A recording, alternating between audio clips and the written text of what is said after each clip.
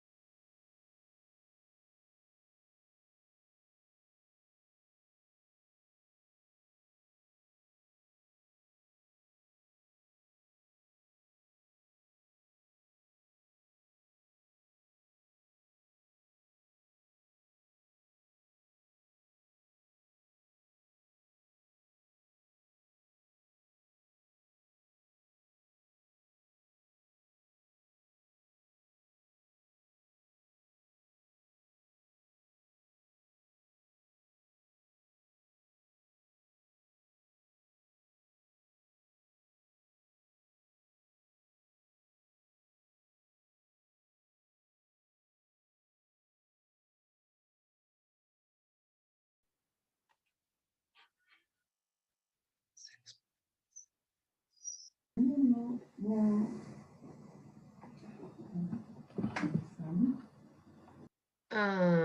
me just open my.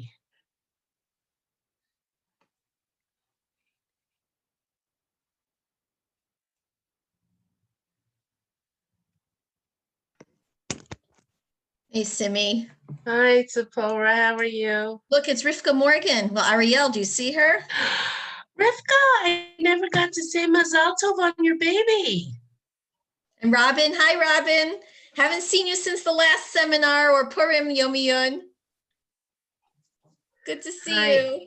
We're supposed to be a Tz- little bit more formal now, but it's nice to see you anyway because it's recording.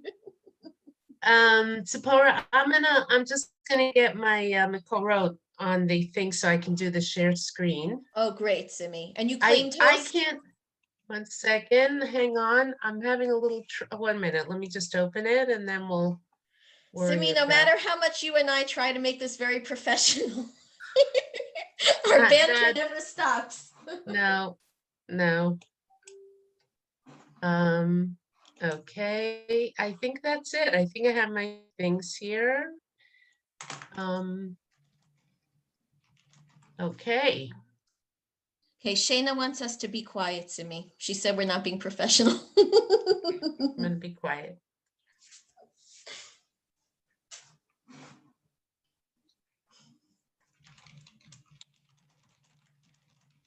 Bye.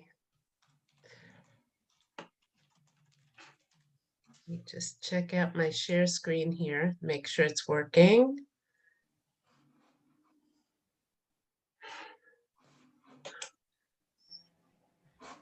Are you putting your Makarot up online here? So, or should I open up the file that was sent? I may put them up. I really like to be able to speak to people and to see them. But if it's a small group, I will be able to do that even if I put them up. If you want me to, I can put them up. Would that be helpful? That'd be great. Okay, let me just check that that's working.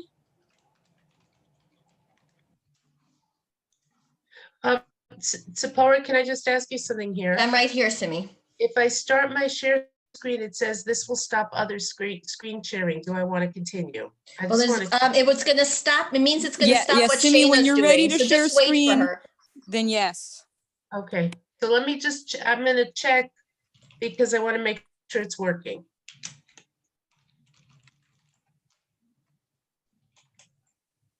Yeah. Okay.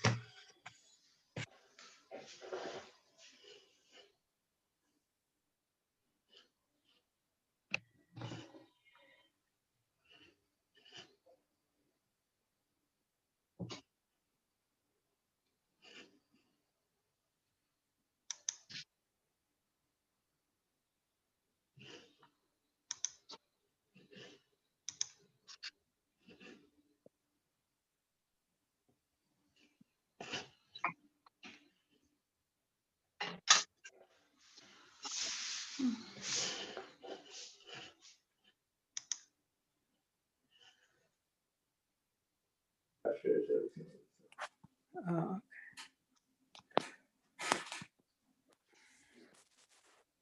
I don't hear anything.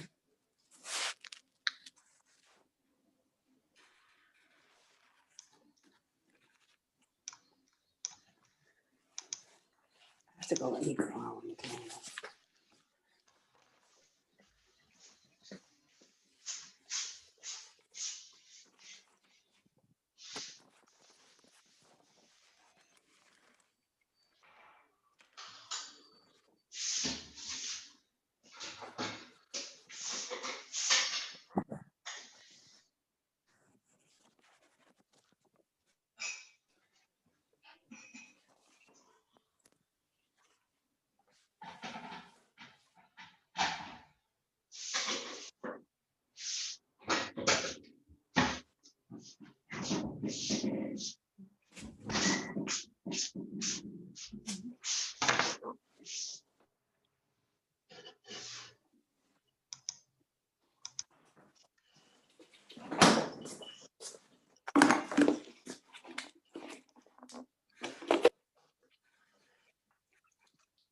All right, see me, it's 9 o'clock. I think we're gonna welcome everyone.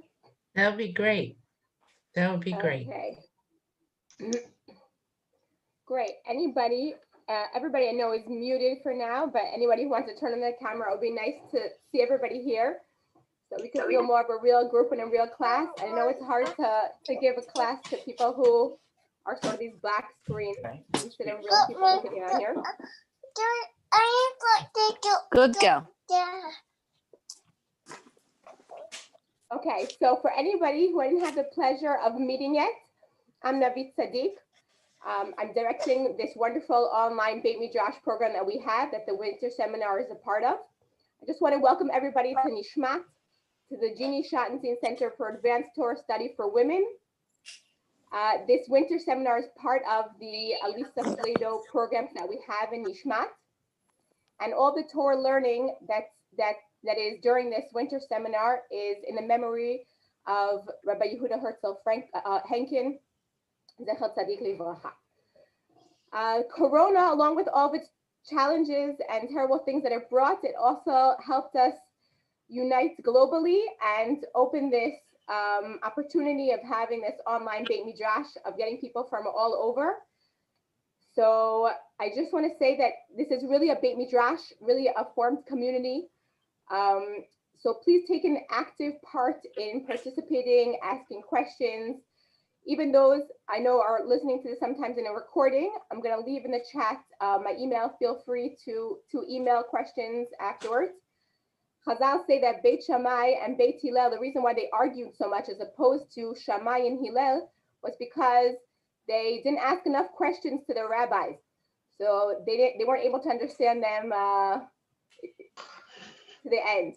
So please feel free to unmute yourselves and again, take an active part in participating and in asking questions, just so you really feel like you're part of this Beit Midrash. I want to very briefly just say who we're having this morning in this session. For some people, this is morning. So we have Simi Peters, who is a master Midrash teacher and wrote a book on Midrash, and she's going to start with Yaakov and Esav. Unfortunately, I'll be missing some of this because I have to go teach myself, but I'm glad this is being recorded. After that, we have the head of Nishmat's overseas gap year program, Rabbi Yeshua Weisberg, who is going to be talking about the complex relationship with idolatrous nations through Masechet Avodat Zarah. And the last thing we have this morning in the session is the Rosh Beit Midrash, Rav David Sperling, who's going to be talking about Rav Kook on Ben Yisrael Amim. And the Australians who are here can enjoy his accent. So enjoy the learning. I won't take any more time of Simi's shir. So I'm just excited to see everybody, and any questions, feel free to ask me in general. I'm here. Thank you. Okay. Hi, everybody. It's nice to see faces from alumni, former students. Hi, Caroline. Hi, Elise. Karen, of course, is in my shiur, and Hindi, hi. I'm going to ask you, if you don't mind, to please put on your cameras so we can see each other. I think that would be really, really helpful to me. If it's not comfortable for you, then, that's okay. I have to say, just as a starting point, I'm not good at the multitasking of reading the chats to answer questions. I will try to leave time for questions, but I do have a lot of material that I want to cover. So let's get started right away. Robin asked me to share the screen, which means that I'm going to be seeing, it'll be harder for me to see everybody, but I hope you'll all see me. And if you have questions, you can break through the mute. Otherwise, keep yourselves on mute. Terry, that's you too, because sometimes there's background noise and it's harder for everybody to hear. Okay, we're all in this terrible Zoom bubble together, but we're together, so that's good. Okay, so today what we're going to be looking at is let me just get this up on the screen. Today what we're going to be looking at, one second, is the story of Yaakov and Esav, from a sort of overview that is going to zoom in on bad choice of words, going to concentrate on certain important details that I think give us a broader understanding of what the relationship between Yaakov and Esav is, and its implications for Jewish history, and in fact our relationship with Esav, the nations of the world. The central question I want to address here, if I have to put it in a nutshell, is why do these two people have to be twins, right? The relationship between Yishmael and Yitzchak and Yishmael, is two sons of the same father, but they come from different mothers, and that makes the relationship less intense and less problematic in certain ways. And it also explains the difference between the brothers, right? If you have two different mothers, even if you share the same father, you're going to be very, very different people. So we're going to start, first of all, by looking here at Breshit Chaf Zayin, which is the birth and actually before the birth, the pregnancy of Rivka.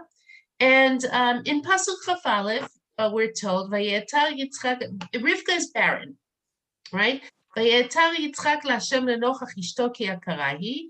Yitzchak pleaded to Hashem, facing his wife, because she was barren. Vayeter lo Hashem, and God listened to him. Vatahar Rivka ishto, and Rivka, his wife, became pregnant.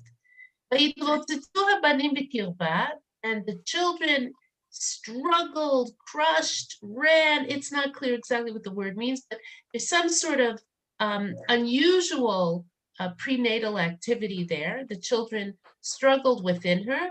Vatomer, and she said, lama ze anochi. And she said, if this is the case, why am I? I mean, why should I be alive? Vatelech lidrosh et Hashem, and she went to seek Hashem's word. Vayomer Hashem la, and God said to her, according to the commentators through a prophet, Shnei goyim bevitnech, there are two nations in your belly, Ushnei le'umim mime'ach yiparedu, and two kingdoms will separate from your innards, from your insides, Ula'om mila'om ye'ematz, and one kingdom will be stronger than the other, V'rav ya'avod sa'ir, and the older or the master or the greater will serve the younger.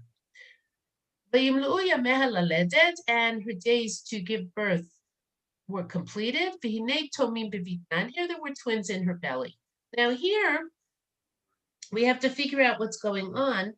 The woman has been desperate. Rivka has been desperate to get pregnant.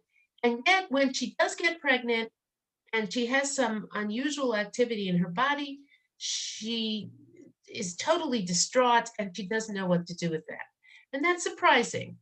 Well, most of the Mefarshim understand it, that Rivka sees that whatever's going on with her babies is not normal. Other women have not had these symptoms of pregnancy.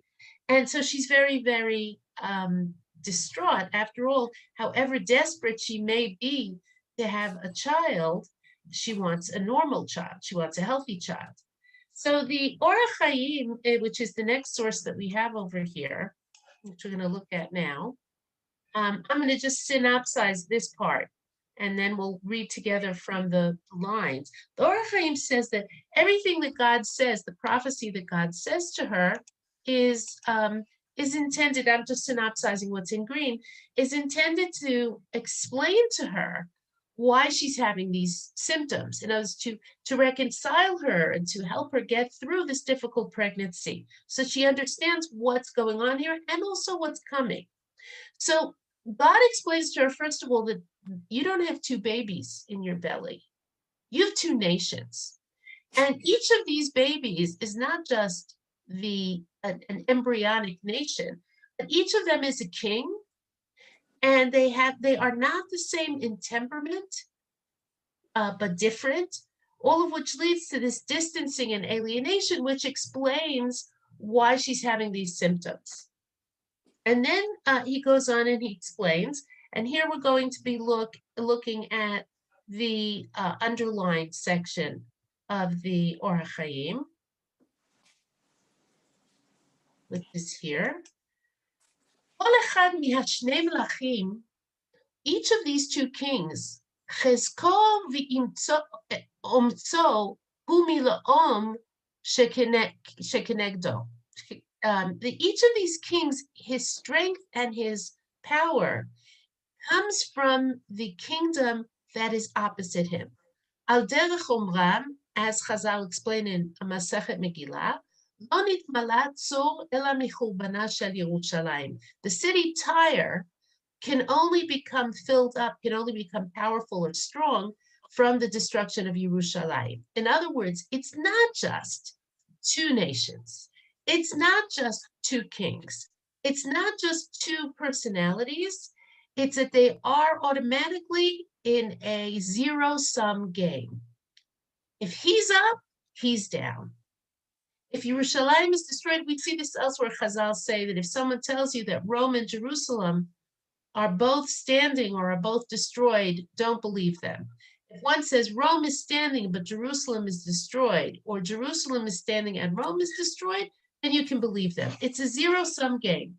It's winner takes all. Nobody here, it's not just that they're different, it's that one comes at the cost of the other. That's okay. And here we continue. Here we continue. וכיוון שכל אחד מהם רוצה במפלת חברו כדי שיגדל ממנו, and since each of them wants the downfall of his opposite number, his friend, in order to become greater from this, זה ירחיק האחווה והתיאום יחד. This will distance this will make a distance between the brotherhood and the cooperation of the two together.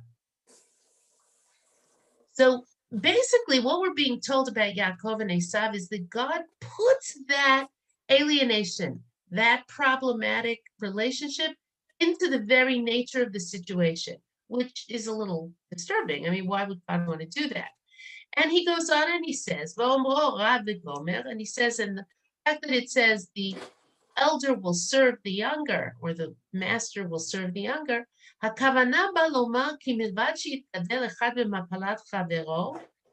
intention of this is to say that aside from the fact that each one will grow from the downfall of his friend, the one who falls will have to be enslaved by the one who becomes greater from him.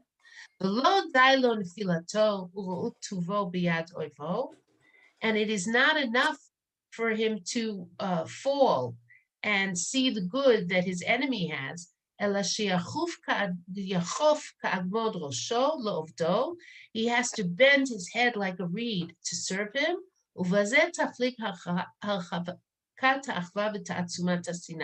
And through this, the absence of brotherhood and the strengthening of hatred will be exaggerated, will become very, very great. In other words, it's not just that one will be greater and one will be lesser, and it's not just that one becomes greater at the expense of the other, but one must be subjugated or enslaved. It's a very extreme statement, right? Rav Ya'avod Sa'ir will serve the younger one. ועל זה נאמר in כתובות, אין אדם מנחש תרים בכפיפה אחת. It's a very, sharp statement that the Or Chaim makes here. He says a person and a snake cannot live together in the same cage. There's going to be a relationship of man and snake. There's just going to be this inherent tension. וכפי דרך שאומרו ורב יעבוד צעיר, אין הכוונה באומרו רב וצעיר בייחוד על יעקב או על עשיו. And when it says the master or the greater one will serve the younger one, it doesn't mean to say that the Rav is Esav and the Tza'ir is Yaakov. Ela al asher yeh Rav bismano, but rather that the one who will be master in his time, al asher Tza'ir bismano, and the one that will be lesser or younger in his time. In other words, Esav's up, Yaakov's down. Yaakov's up, Esav's down, and not just that, there is mastery, there is slavery. They can't function together. Okay, so the Hamek Davar says essentially the same thing. We're going to skip to the next piece here. Okay. And oh yes, no, actually we should look at the Hamek Davar because there is something important that I want to point out here. That's this. Okay. V'rav ya'avod tza'ir, and the master or the elder will serve the younger. Amar Hashem lashon d'mishtamea b'trei ape. God used a language that could be understood in two ways. V'ilo amar behechlet sheharav yeh eved la'tza'ir. Because if it had said absolutely that the greater will serve the younger or the older will serve the younger, haya omer v'rav ya'avod la'tza'ir. It would have said the elder will serve to the younger, will be the servant of the younger. And if it had wanted to say absolutely the opposite, it would have said the elder will make service of the younger. In other words, the language is deliberately ambiguous. Now the meaning of the way it's written, the meaning of the phrase can be understood in two ways. But however it will be, one will serve the other. This will be dependent upon the time. I think what the Hamek Davar is saying here, what the Netziv is saying here, is that there's an uncertainty built into this. And that's an extremely important thing, because what we're seeing here is it's not like one is destined to always overcome the other, or one is the elder will always be subjugated to the younger, or the younger will always be subjugated to the elder. But rather there's an uncertainty. What happens between these two people, these two nations, by extension, these two nations, is a function of the choices that will be made and the circumstances and events that occur, which means that there's a purpose to this inequality, to this strange, up-down connection. It's not fixed, right? It's not that one is always master. There's going to be a dynamic set up here. And the question is, what's the purpose of that dynamic? Okay, let me just take a minute and ask if there are any questions. Any questions? Can we go on? We're good? Okay, so let's go back to the screen share. Hang on, screen share. Okay, so now we come to the actual birth. And this is Bereshit Chaf Hei. This is the continuation after she's heard this prophecy. And the first one came out ruddy, all over, like a cloak of hair. Esav, and they called his name Esav. And afterwards his brother came out. And his hand was grasping the heel of Esav. ויקרא שמו Yaakov, and he called his name Yaakov. Yitzchak ben 60 shana beledet otam, and Yitzchak was 60 years old when they were born. Rashi notices a discrepancy here between the two namings, and he points it out as follows. They called his name Esav, right? They called his name Esav. Hakol karu lochem. Everybody called him Esav. Lefi shehaya na'asa v'nigmar b'sa'aro, because he was made and complete. He was whole in his hairiness. Kiven shanim harbe, like a child of many years, or like someone of many years, like a person of many years. In other words, there's something unnatural in Esav.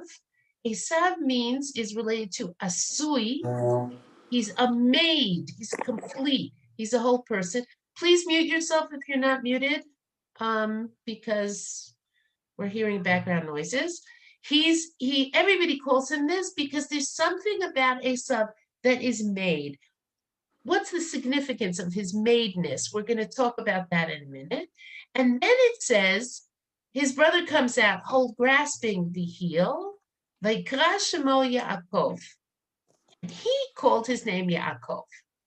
Rashi points out, Vayikra shemo Yaakov, HaKadosh Baruch Hu. God named Yaakov. Why does Rashi say this? Because it doesn't say Vayikra Yitzchak et shemo Yaakov, right? Yitzchak called his name Yaakov, nor does it refer to Yitzchak in the previous psukim, in the previous verses. So who called Yaakov his name? Rashi says, HaKadosh Baruch Hu. Davar acher, another explanation. Aviv kara lo Yaakov. Another explanation is that his father called him Yaakov, because here Yitzchak is mentioned afterwards, right? Yitzchak is mentioned in the pasuk. He's 60 years old when the boys were born. Al shem achizat ha'akev, because of his holding of the heel, his grasping of the heel. Now here, one of the things that I think is interesting, aside from the fact that obviously Rashi is grappling with the difficult discrepancy in the naming, is that God gives Yaakov both his names. Both here and later, God gives Yaakov the name Yaakov, and according to Rashi, he was basing himself on the Midrash, and later when he names him Yisrael. So God has sort of named Yaakov, determined who Yaakov is.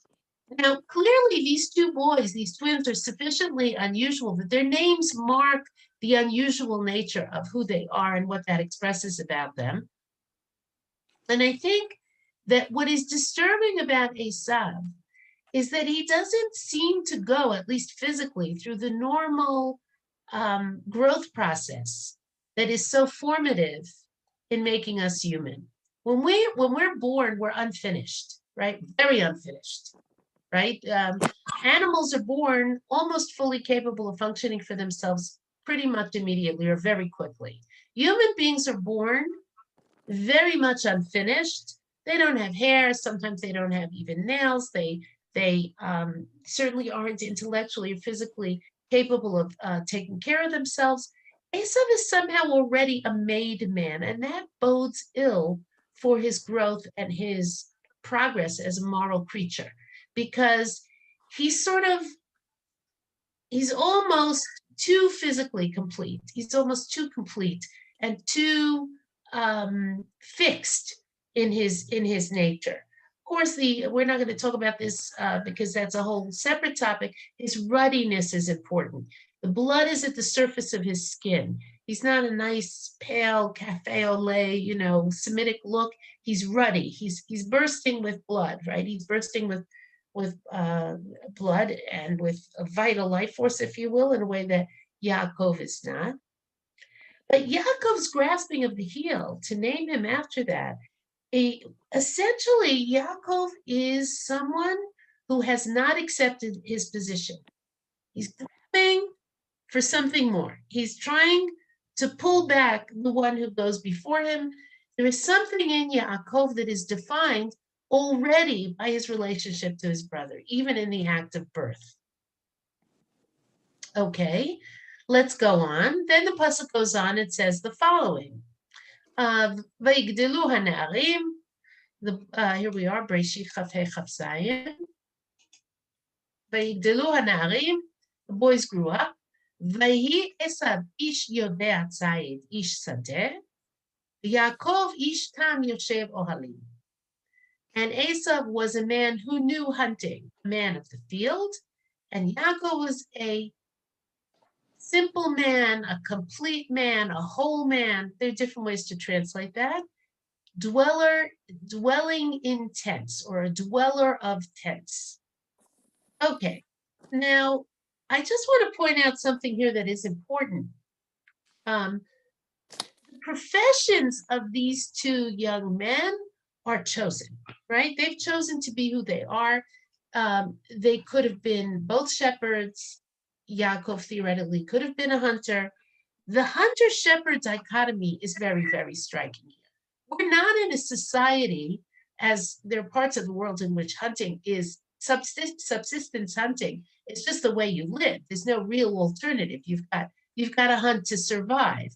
But in the Middle East, where agriculture and shepherding were already highly developed agricultural forms, you kind of, to choose to be a hunter is an expression of something more than the need for food. Okay, and also there's another interesting thing here. The pasuk doesn't say that Esav's an ish tzayid. It says he's an ish yodea tzayid. It doesn't say he's a hunter, a man who hunts. He's a man who knows how to hunt. Whereas Yaakov is a dweller of tents, right? It doesn't say he knows how to dwell in tents. There's a difference here. So what's going on over here? And here we will come to two commentaries. Again, there's more to say about this, but the Sforno says the following. Yoshev Ohalim, a dweller of tents, because it doesn't say Yoshev Ohel, a dweller of a tent, right? But dweller of tents. Shnei Minei Ohalim, two types of tents. Ha'echad ohel ro'eh, the first, the tent of the shepherd. Hasheni ohel bal yitz'an. Ohel bal yitz'an is used, I think it's in Tzfanya, to refer to Yerushalayim. The dweller of the tent of Yerushalayim, shebo hitbonen lahakir bo'o v'nikdash b'chvodo, in which he meditated to recognize his creator and to be sanctified in God's presence, in his presence. Okay, so what fundamental thing that we're learning about Yaakov in this choice of shepherding is that shepherding is a contemplative and serene, much more serene existence. It's one in which the person has time to ponder the world, the one in which a person has time to pay attention to his spirit. He dwells in the tent of God, so to speak, while shepherding, but while dwelling in the tent of the shepherd.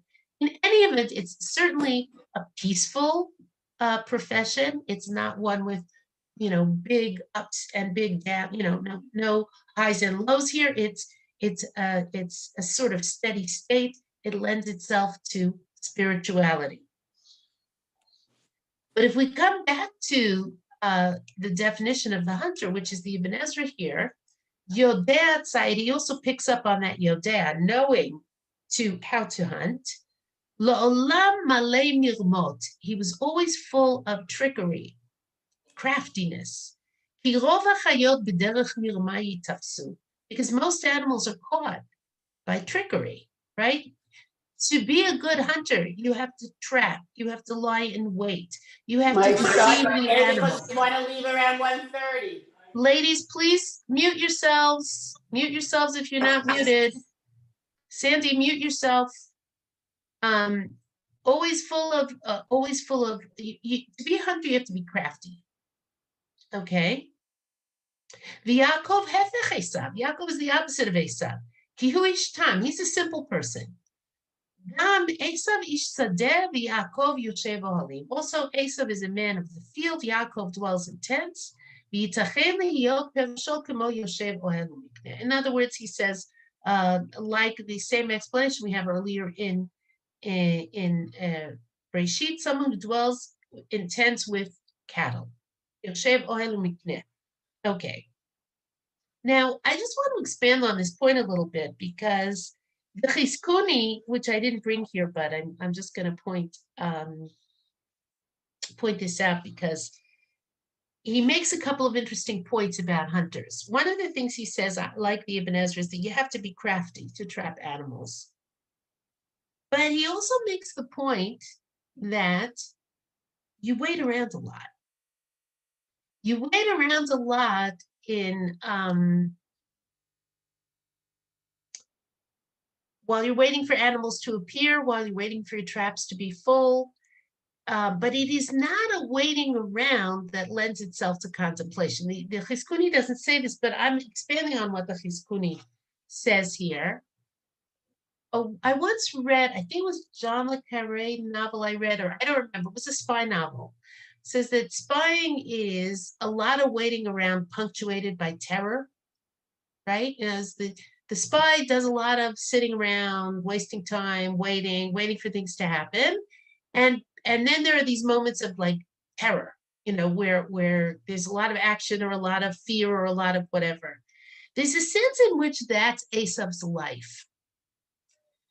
Whereas the shepherd can sort of be in a steady state and it can be contemplative. There's very little terror in the life of a shepherd. There's very little thrills and chills, and there's very little fear. There's very little action. It requires a certain kind of steadiness, a certain kind of simple acceptance. It makes room for contemplation because after all, even if you're sitting around while you're waiting for an animal to appear, you're waiting for that scary moment when the animal appears. So you're watching your back to make sure that while you're laying a trap for a bear, a lion doesn't eat you. It's a very, very different kind of waiting around. It's not productive. Okay, so let's come now to, and we'll come back to the Chizkuni because there's another thing the Chizkuni points out. He points out, and we will come to this, that the hunter is always tired. We'll see why. Okay, now we're up to Breshit Chavtet, and we come to the first sort of critical moment at which Yaakov and Esav interact in a way that is going to be life-altering and history-altering. Okay, so Vayazet Yaakov Nazid. And Yaakov was cooking a soup. He made a soup. And Esav came from the field and he was tired. Okay. And here in this pasuk, we're going to see how the Midrash relates to it. In this pasuk, we see a sort of summation of the difference between the two brothers. Yaakov is, there's not much cooking going on in Tanakh, right? We don't get big descriptions of cooking. It's not like, food porn or something. We don't get recipes. We don't, that's not what's described here. Yaakov is domestic. Yaakov's making a soup. That is a domestic activity. And a nazid, specifically, Chazal explain, is a lentil soup. Right? If you will, maybe there was meat in the lentil soup, but it's a sort of vegetarian soup, right? The main ingredient is a vegetable. And there's something about Yaakov is doing this humble, simple, domestic activity. And Esav comes from the field and he's tired. As the Chizkuni says, hunters are always tired. I think that's because there's a tremendous expenditure of physical energy and a big adrenaline rush in tracking down and killing the animal. Again, not like the shepherd. The hunter's always tired because he may be sitting around, but then he has these huge bursts of activity. That's what animates him. It's almost like, we know that some people are addicted to danger. I am personally a big physical coward. I would never go on a roller coaster, but there are people who really get into that. They get a thrill out of it. They enjoy it. Makes me nauseous and terrifies me. But okay, that's my no problem. And I respect Yaakov. But that's what the hunter is always tired. The hunter is always, he's put a burst of energy out. He's come into danger. Danger is exhausting, right? Pain, fear are exhausting things. Vayomer, and here we are, Pasuk Lamed. Vayomer Esav el Yaakov, and Esav says to Yaakov, Hal iteni na min ha'adom hazeh ki ayef anochi. Hal iteni, we're going to use the word feed me, but we're going to see that it means something very specific, and we'll talk about that in a minute. Give me to eat now of that red stuff, because I am tired. Al ken kara shmo Edom. Therefore, he called his name Edom. Vayomer Yaakov, and Yaakov said, Micharach hayom et bechoratcha li. Sell me like the day your birthright. Vayomer Esav, and Esav said, Hine anochi holech lamut. Esav says, here I am going to die. But lama zeli bechora. What do I need my birthright for? Vayomer Yaakov, and Yaakov said, Hishav'a li kayom. Make an oath to me like the day. Vayishavalo, and he made an oath. Kayom, as we will understand, it's not hayom, not today. Kayom means as clear as day. Vayimkoret bechorato Yaakov, and he sold his birthright to Yaakov. Yaakov natan le'Esav lechem u'metzid adashim, and Yaakov gave Esav bread and soup of lentils. Vayochal, vayesh, vayakam, vayalach. Ate and he drank, and he got up and he went away. Vayivez Esav et habechora. And Esav despised, or shamed, if you will, disgraced the birthright. By the way, I just want to point out something else that's sort of interesting here. I sometimes see this story, and we're going to see this in a minute, I sometimes see this story as perhaps the answer to the question of why Yitzchak wants Esav to cook for him before he gives him the blessing. It could be that Yitzchak senses this restlessness in Esav, and he wants to sort of domesticize him, to teach him to do something domestic and nurturing, not just to be a hunter. But that's parenthetical. Let's go back to what's happening here. Well, the question has to be, the first question we're going to ask, and we're going to spend some time on this, is why is Yaakov making a soup? Again, domestic details like this don't get mentioned. We don't know what Avraham Avinu had for supper the night before the Akedah. Like, it's just not. Meals have very, very specific kind of significance in Tanakh. So Breishi Rabbah explains. Okay. Vayazed Yaakov Nazid. Yaakov was making a lentil soup. Amar lo. Esav said to him, Ma tivo shel nazid zeh? Why are you making a lentil soup? Right. What is the nature? What is the quality of this lentil soup? Why are you cooking, Yaakov? Amar lo. So Yaakov said to him, Shemet oto zaken. He said, because the old man has died. Who's the old man? Abraham, right? Yaakov Esav has been out hunting. Meanwhile, Avraham Avinu has died. By the way, hunters can be out for days till they track their quarry, till they bring back their kill. He says, Abraham has meanwhile died. And why is Yaakov making this soup? Well, that's the traditional soup that is given to mourners, and Yaakov is preparing it.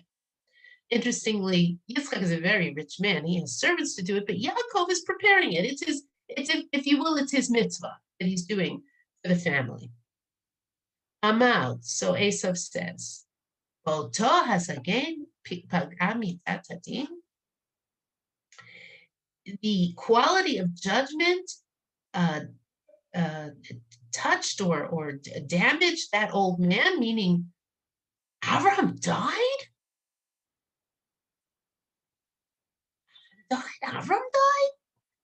That big tzaddik, my grandfather died? Amar lohen. He said, yes. Amar im ken lo matan sachar velo tchiyat hametim. So Esav says, if that's the case, there is no reward. God doesn't give rewards, and there is no resurrection of the dead. The Ruach HaKodesh tzovachat, and the spirit of prophecy cries out, Al tivku lemet, v'al tenudu lo. Don't cry for the dead man, and do not, set yourselves aside for it. This is Abraham, Ze Avraham. B'chu v'chol laholech. Weep for the one who goes, Ze Esav. Okay, what's going on over here? If we go back to our pasuk here, he comes, Esav comes, let's go back to our pasuk. Esav comes from the field, very tired, and he says, give me, feed me some of that red stuff, right? And Yaakov says, okay, sell me your bechorah. And Esav says, Hine anochi holech lamut. Here I am going to die. The lama zeli bechorah. What do I need a bechorah for? What do I need my birthright for? Now, if you think about it, it's a very strange statement.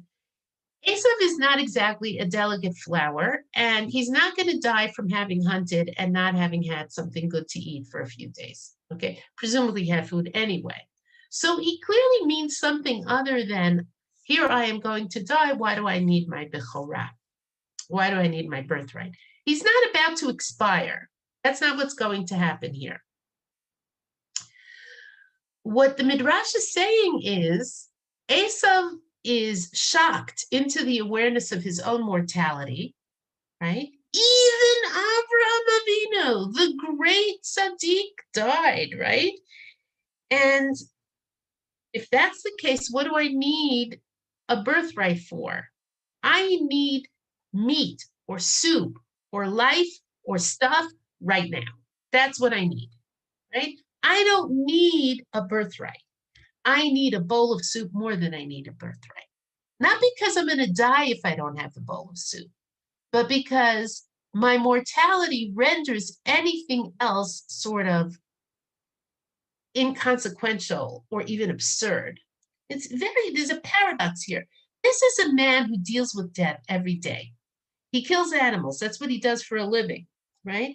But he can't accept the fact of death. I mean, we're talking about two men who at this point are adults, right? They're about 40 years old, maybe older, maybe a little younger, but they're not children. This is not a 13-year-old. These are not two 13-year-old twins having a conversation. We have here a moment of contemplation of death, which sort of sends Esav into a spin, into a tailspin. And he's not, he can't accept death. What? Even Abraham can die? Yeah, that's the human existential condition, like deal? No. Okay, so what do you mean? Even Abraham can die? Of course Abraham can die. We're all gonna die. And that's a fact of life we have to live with. But Esav, from his perspective, the choice is someone dies or I will die, then nothing has meaning. It's a nihilist perspective. Yaakov accepts the fact of death. You live while you live and then you die. Esav, it's if I'm going to die, nothing has meaning. What do I need a birthright for? What is the birthright going to give me? And this isn't part of another thing about Esav, which is the way he talks about himself eating here. Rashi explains the following. Oh, sorry, ladies. Rashi explains the following. Hal iteni, and Rashi here is based on a midrash, which is also based on a Mishnah. Hal iteni means eftach pi, I will open my mouth. Ushfoch harbe letocha, pour a lot into it. As we have learned, you don't stuff a camel, but you pour the food into its mouth. Now, he doesn't say, give me a bowl of soup and I will feed myself or I will eat. He's almost talking about himself as an animal. I'm going to open my mouth. You're going to pour it in. You can't even taste the food that way. It's almost as though Esav is a vessel for anything. He's a big open mouth, a maw, right? And you just pour the food into me. He's ravenous. He's always ravenous. Like he's always tired. Like he's always killing, right? He's ravenous. He doesn't eat like a person eats with enjoyment. Okay, sometimes we eat ravenously, but we chew the food, we taste the food. No, pour it into my mouth. And the Ramban explains further something else that is interesting. Min ha'adom hazeh, from this red stuff. Haya tafshil mu'uda min ha'adashim shahayu adumot. The soup, the food was ruddy from the lentils, which were red, right? Now, here I have to point out, the soup isn't, if the lentils, all the housewives among us know, if the lentils are still red, the soup isn't cooked. So either the soup isn't even cooked yet, or he brewed it with red things, right? In other words, either the soup was red because the lentils were red, which we know means it wasn't cooked yet, or because he had brewed it with red spices or other red things. Esav lo yada mahu. Esav didn't even know what it was. The karashmo adom, and he called it red. He's like, give me that red stuff, right? Al ken karashmo edom. That's why they called his name. He was called Edom. Ki la'agu alav. They made fun of him. Shemachar bechora nichbedet. That he sold an honorable birthright. Bavur tavshil ma'at. For a little bit of food. Ki soveh v'zolel yoresh. Because the one who is gluttonous and drinks too much inherits. In other words, Esav's sense of perspective is completely off, right? It's take, it's grab, I need, I want, give, right? It's a constant kind of grabbing. It's a rapaciousness. It's a ravenousness. It is not calm. It is not contemplative. It doesn't think twice. Okay. And Rashi, and then going back again to that, over here, I am going to die. Okay, let's take a look at what Rashi says here. Here I am going to die. I left out the first piece of the Rashi here. Amar Esav.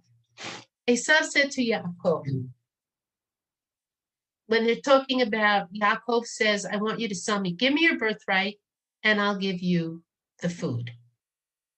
Mativa shel avodaza. What is the quality of this? What is this service about? Now here Rashi's making an interesting assumption.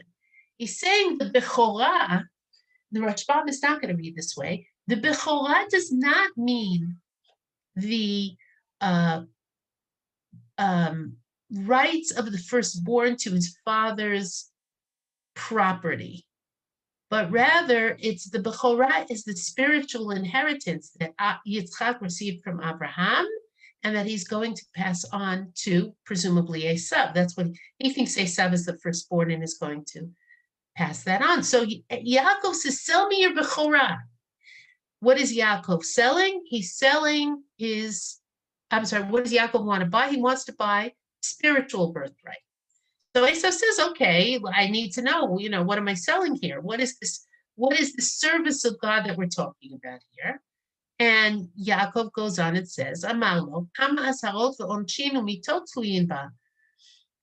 this birthright has prohibitions and punishments and deaths associated with it. As we have learned, these are the ones who die, of the Kohanim, those who drink wine when they're serving, with their heads uncovered. Okay, in other words, Yaakov is saying, look, it's a serious business, this spiritual inheritance that I want to buy from you. It makes me a kind of Kohen, and Kohanim have penalties attached to their service of God.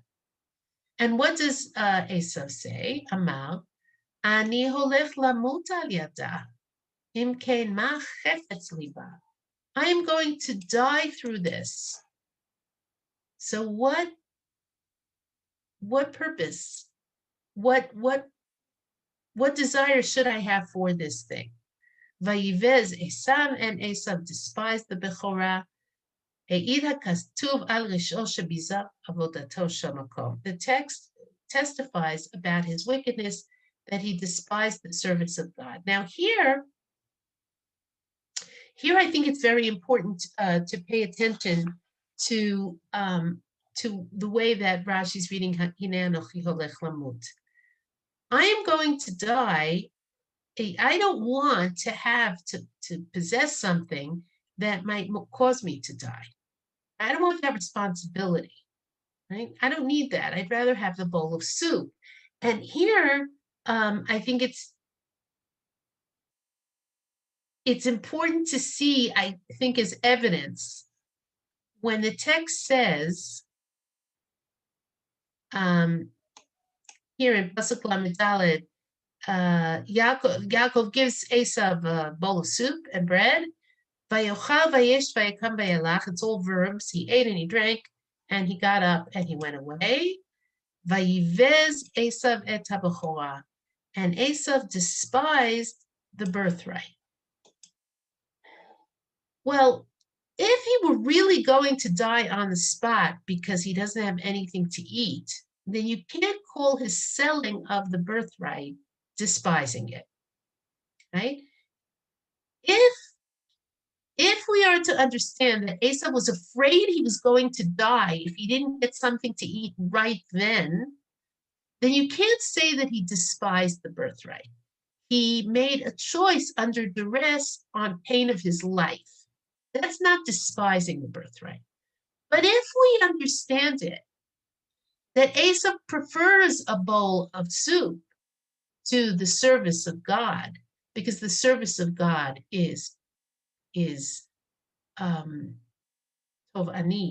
demands an integrity that he doesn't want to show, or that it has penalties, then we can say that he despised the Bechorah, right? And that's why the understanding of I'm going to die is so critical here. And here we get the reading of the Rashbam, which I want to do with you, and then we'll just quickly look at the Chizkuni. Okay. So he reads the whole thing as follows. Yeah, I'm going to go to. Okay. He starts. I'm going to skip this section here. I'm going to skip this section. I'll just summarize it for you. What the Rashbam says is, give me some of that red stuff, indicates that he was hurrying, right? He's like, that red stuff, right? He's hurrying. He's very hungry and he wants to eat right away. Give it to me to eat right now. Okay. And that's why they call him Edom, because he desired this ruddy food, and because of his hunger, his hunger pangs, he sold his Bechorah, he sold his birthright, and that's a disgrace to him. Okay. And what does Yaakov say when he says, give me some of that food? Michra kayom. This is the section that we're going to read here.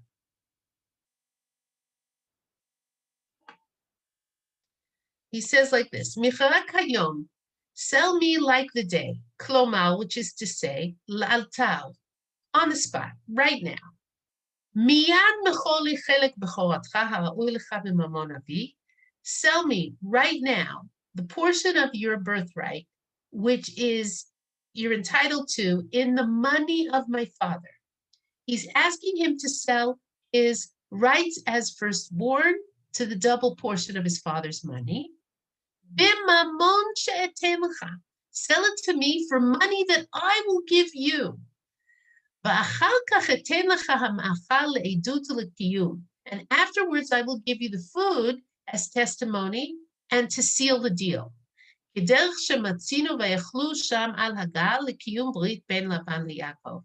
we find later when Yaakov makes a covenant with Lavan, and they eat together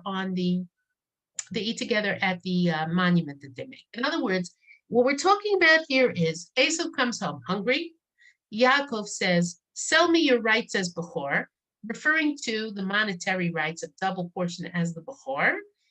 I will pay you a big sum of money right now to get those rights. Okay. Of course, Yaakov's thinking more than just the monetary rights. I'll pay you money for that. And then we'll seal the deal with a meal, which is, by the way, customary, the business lunch, the cocktail party to mark the sale of stock or whatever it might be. Okay. So what does Esav say? Here I am going to die. He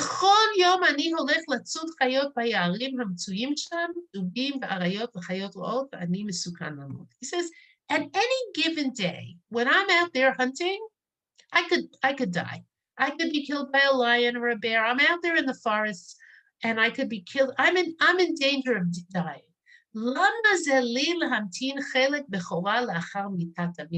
Why should I wait for the portion of the Bechorah for after the death of my father? And the Rashbam says that was what his father taught him. Rabbi Meir, who was Rashi's son-in-law. What does he say here? I'm a man who lives on the edge all the time. I could die at any moment. I'm going to wait for my father to predecease me, which could take years, and wait for money then? No, I want cash in hand because I'm not sure I'm going to live I'm a hunter. I'm not sure I'm going to survive to get my father's portion. Okay. And he sold his Bechorah. He sold his birthright.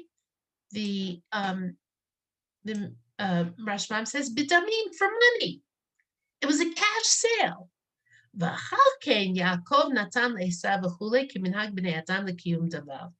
And afterwards, Yaakov gave Esav bread and soup, as is the custom of people, to mark the establishment of a sale. Vayivez, Esav. And Esav despised the Bechorah. What does the Rashbam say? Lefila shelasof nitcharet alkein. Because afterwards he regretted it.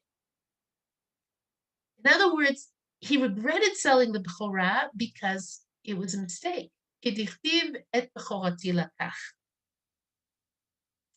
he says to his father, my brother stole my birthright. Therefore, the text tells us prior to this of his foolishness. For food, he despises the Bechorah, but in the end, he regrets it. In other words, what we have here is a man who's very impulsive, and a man who is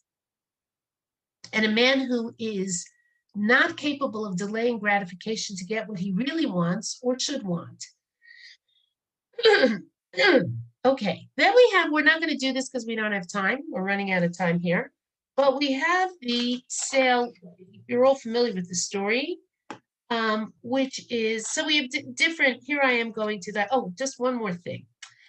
The Chizkuni says something I think very, very significant.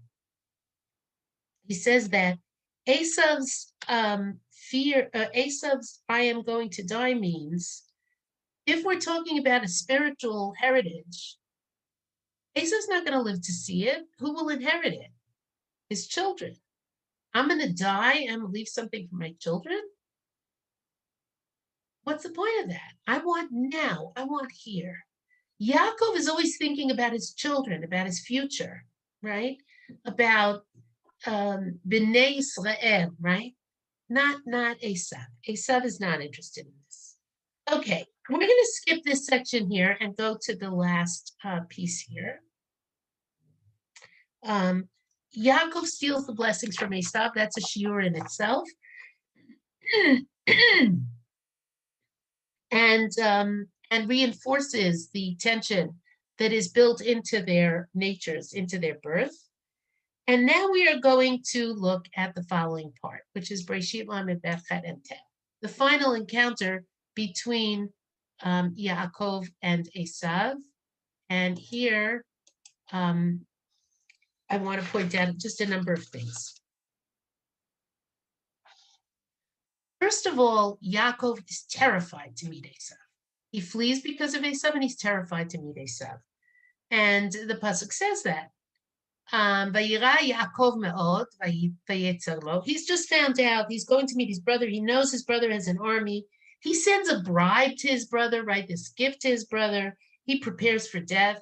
He's terrified. Vayira Yaakov me'od vayetzer lo. Yaakov was very afraid and he was very distressed. So he divides his camp into two parts, and he's preparing for survival. If Esav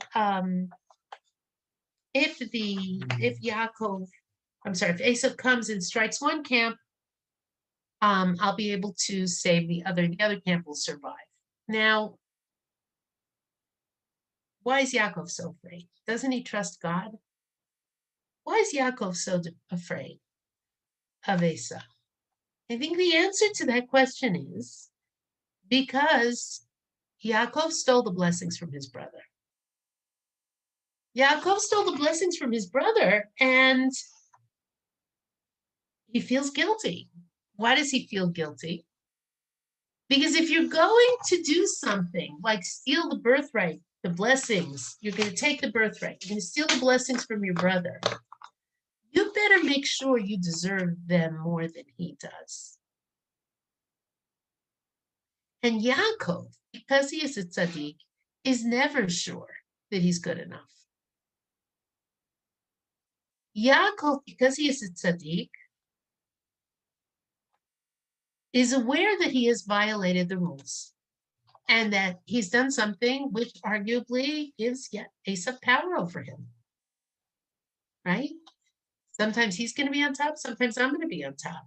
Well, my only right to the birthright is my moral purity. And if I don't have that moral purity, if I don't deserve the birthright, he can destroy me.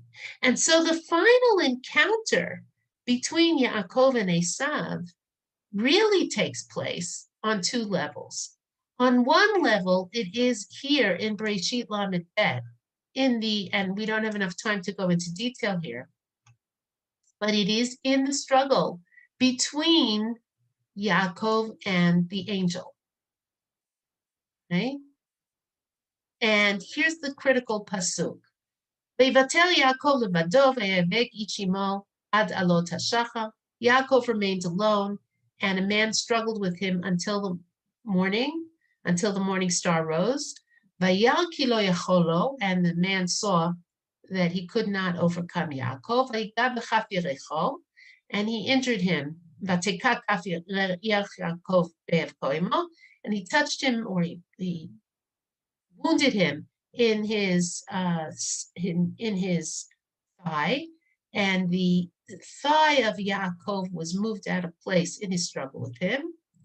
And the man says to him, "Shalcheni ki Allah shachar," send me because it's morning. And the Chazal explain he's an angel of Esav, and he has to say Shira to Hashem.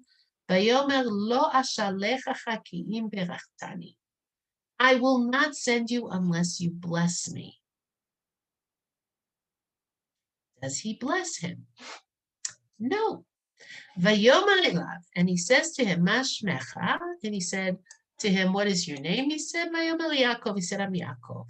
Vayomer lo Yaakov ye'amer od shimcha ki im Yisrael. Your name will no longer be called Yaakov, but rather Yisrael. Isarita im Elohim v'im anashim batuchal. Because you have struggled, or you have overmastered with im Elohim, with angels and with men, and you have overcome. And then Yaakov basically lets him go. What's going on over here? The struggle is over the brachot that Yaakov stole. What does Yaakov say to him? I'm not gonna let you go until you bless me. And Rashi explains that means acknowledge that the blessings really belong to me. Now the angel doesn't bless him, but what does he do? He changes his name from Yaakov, who grasps at the heel, to Yisrael, the one who has mastery, the Sal, the one who has mastery over angels and over men. And in doing so, what is he saying? He's acknowledging that Yaakov deserves the brachot more than Esav does. And Yaakov wins. Yaakov wins that round. Yaakov gets his acknowledgement. Later, when Yaakov, and again, we're not going to be able to finish that because I want to sum up. But later, when Yaakov meets Esav, and Esav says to him, "What's all these gifts that you sent me? I don't need it." And Yaakov says, "Please take the gifts." What does Yaakov want to do here? He wants to pay off Esav. Take everything I'm giving you and leave me alone.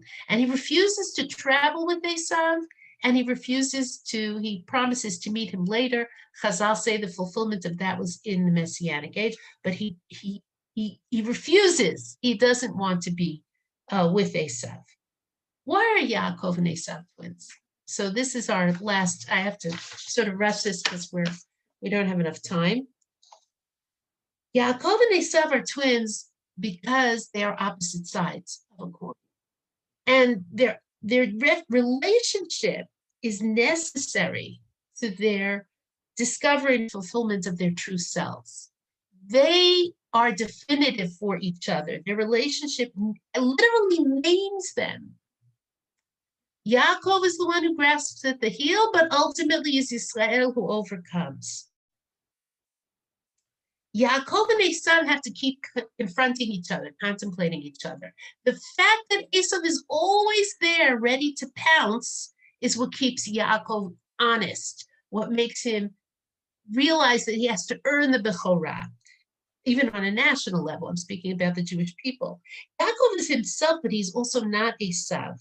And he's named Yisrael only because of his difference from Esav, his encounter with Esav. Ultimately, the purpose of the twinship is so that Yaakov will always have a check and a balance on his own arrogance and on his own willingness to step outside the rules. He has to always justify himself because Esav is there, waiting in the wings, ready to attack him. Okay, ladies, I guess we're going to have to stop because I'm supposed to have finished 6 minutes ago. I'm sorry there's no time for questions. You can send me an email. You can get my email from Tzipora, and you can send me an email with whatever questions you have, and I'll be happy to answer them. Okay? Okay, enjoy the rest of the day, ladies. Thank you very much. Thank you, Simi. Thank you, Pleasure. Simi. And be in touch. Those of you I haven't seen in a while, be in touch. Take care. Bye. Bye.